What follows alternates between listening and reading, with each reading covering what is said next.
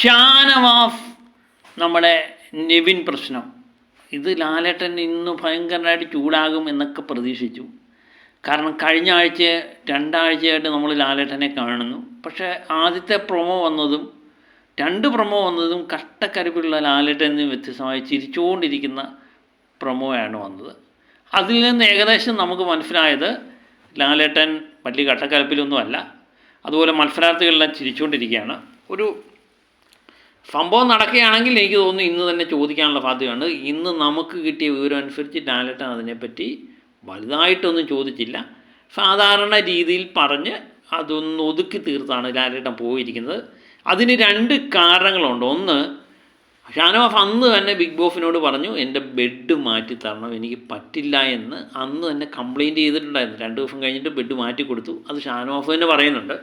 അത് ബിഗ് ബോസിന് കൃത്യമായിട്ട് അറിവുള്ളത് കൊണ്ട് ഒരുപക്ഷെ അതിനി പറഞ്ഞ് നാറ്റിച്ച് നെവിനെ നാട്ടിക്കണ്ട എന്ന് വിചാരിച്ചാകും ഒരുമാതിരി കൂളായിട്ട് പറഞ്ഞു പോകുന്ന ലാലേട്ടനെയാണ് ഇതിനകത്ത് കാണാൻ പറ്റുന്നത്. ബിഗ് ബോസ് പറയുന്നതിനനുസരിച്ചായിരിക്കും ലാലേട്ടൻ തീരുമാനിക്കുക. ലാലേട്ടൻ ഇതെല്ലാം എപ്പിസോഡെല്ലാം കാണുന്നു എന്ന് പറഞ്ഞാലും കാണാൻ സാധ്യത വളരെയധികം കുറവാണ്. അദ്ദേഹത്തിന് അതിനുള്ള സമയമൊന്നുമില്ല. പിന്നെ ഒരു സംഭവം എന്ന് പറഞ്ഞാൽ ആതിര എന്തിനിങ്ങനെയൊക്കെ പറഞ്ഞ് നടക്കുന്നു എന്നും ആതിരയും ഒന്ന് ഗുണദോഷിക്ക് വിടുന്ന ലാലേട്ടനെയാണ് ഇന്ന് കാണാൻ പറ്റിയത് എന്ന് തന്നെയാണ് അറിയാൻ പറ്റുന്നത്. നമ്മുടെ ഈ പ്രൊമോയും കണ്ടിട്ട് നമുക്കും അങ്ങനെ തന്നെയാണ് തോന്നുന്നത് കേട്ടോ.